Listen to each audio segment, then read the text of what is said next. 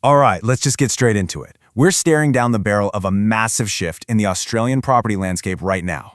You've probably heard about the 2026 tax reforms, right? They've essentially forced property investors into looking almost exclusively at brand new construction if they want to keep claiming negative gearing. But, and this is a massive but, here's the terrifying part. In this mad rush to secure those tax perks, so many investors are literally walking blindfolded into what I can only describe as a corporate thriller. What looks like a super straightforward tax strategy, yeah, it's actually just packed with hidden landmines. Which brings us to the big question. Are you walking straight into this 2026 trap? Because what slick property developers are intentionally keeping quiet right now is that the current market is a high-stakes trap. Buying off the plan today is definitely not the golden goose it used to be. Navigating this hyper-risky environment means you're going to need a totally different playbook if you want to actually protect your hard-earned capital. So let's break down exactly what these invisible threats are. So, threat number 1, builder insolvencies. Over the last few years, we've seen this brutal, perfect storm. Material costs are just skyrocketing, and when you combine that with fixed-price contracts, it's absolutely crushed dozens of Australian construction firms, pushed them completely into liquidation. Now, imagine this absolute nightmare scenario. Day one, you're feeling great. You confidently sign the contract and hand over your deposit. But then, right in the middle of construction, your developer goes under because they literally just can't afford to finish the build. So what happens to you?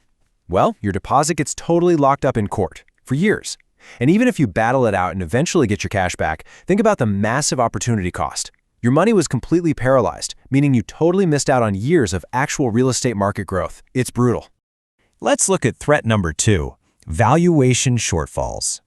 Okay, so when you buy off the plan, you're locking in today's price based on, essentially just some nice architectural drawings. But here is the catch that trips so many people up. The bank, they won't actually value the property or finalize your loan until the building is 100% finished. And realistically, that's often 2 whole years later. Now, let's do some terrifying math here. Let's say you sign a contract for 800 grand, but during those 2 years of waiting, the local market cools down, or maybe interest rates shift. When the dust settles and the bank finally does their valuation, they tell you your new apartment is only worth $720,000. Because the bank only lends a percentage based on their lower valuation, boom, you're instantly hit with an $80,000 cash shortfall. And guess what? The developer could not care less what the bank thinks. You are legally on the hook. You're contractually obligated to pay that massive $80,000 gap straight out of your own pocket. And if you don't just happen to have that cash sitting in an account ready to go, you forfeit your original deposit, you lose the property entirely, and you're getting slapped with a lawsuit for contractual default practically the next day. Which brings us to threat number 3, sunset clauses. Now, this is basically a hidden weapon developers use against unsuspecting investors. A sunset clause is exactly what it sounds like, right? It's a condition that lets either party legally just walk away if the project isn't finished by a specific agreed-upon date. On paper, it sounds great, like a standard legal safety net, so you aren't waiting around forever for a delayed build. But in the wrong hands, shady developers are intentionally weaponizing this exact clause against the very people funding their projects. It's crazy, but here's their exact playbook. Step 1, they deliberately drag their feet and intentionally delay the project just to trigger those sunset clauses. Once it triggers, they cancel your contract. Step 2, they toss your original deposit back to you. And step 3, this is the real kicker, they immediately turn around and resell that finished property to someone else for a much higher market price. So, you sat there absorbing all the financial risk for 2 whole years of construction, and the developer just walks away with all the market profit. You get absolutely zero. No way, right? But it happens all the time. Moving on to threat number 4, localized supply gluts. Look, brand new apartments are absolutely notorious for taking a massive immediate hit to their rental appeal. When investors buy into these shiny new mega developments, they kind of forget that they aren't the only ones doing it. Imagine a massive tower block with 300 identical units, and they all open their doors on the exact same day. Suddenly, you've got hundreds of investors all trying to find a tenant for the exact same floor plan at the exact same time. You might have run your numbers projecting an asking rent of, say, $650 a week, but because of this insane immediate competition, you're forced to slash it, sometimes down to $500, just to get someone in the door. All those carefully calculated cash flow projections you made are instantly ruined by the reality of a flooded local market.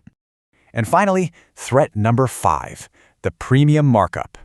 You really have to watch out for the massive premium on newness that developers bake right into the sticker price. It's exactly like driving a brand new luxury car right off the dealer's lot. A new build often sheds value the actual second you take the keys. And why is that? Well, it comes down to a core rule of real estate. An established house nearby might offer a huge chunk of land for the exact same price point. And, as we know, established land appreciates over time. That's what actually grows your wealth. Meanwhile, the physical structure of a brand new apartment naturally depreciates as it ages. You're literally paying a premium for something that structurally goes down in value. Okay, so let's talk solutions. Bulletproof wealth protection. With all these traps, the insolvencies, the valuation gaps, sunset clauses, supply gluts, and those premium markups, how on earth do you actually protect your wealth? Like, if you still want to leverage new builds for those 2026 tax deductions, how do you survive this corporate thriller without torching your capital? Well, here is your bulletproof playbook. First up, you absolutely must partner strictly with Tier 1 developers. We're talking builders with a spotless 20-year track record of actually delivering.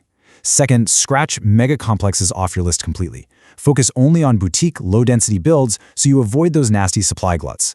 Third, get your legal team to insert ironclad bulletproof clauses into the contract to protect your deposit from any developer delays. And lastly, please do not let shiny sales brochures or high-pressure tactics cloud your judgment. You've got to strip away the emotion, analyze the objective data, protect your downside, and just invest with pure logic. You know, the 2026 tax reforms were supposed to be this great thing to save you money. But without this playbook, man, they could easily cost you your entire deposit.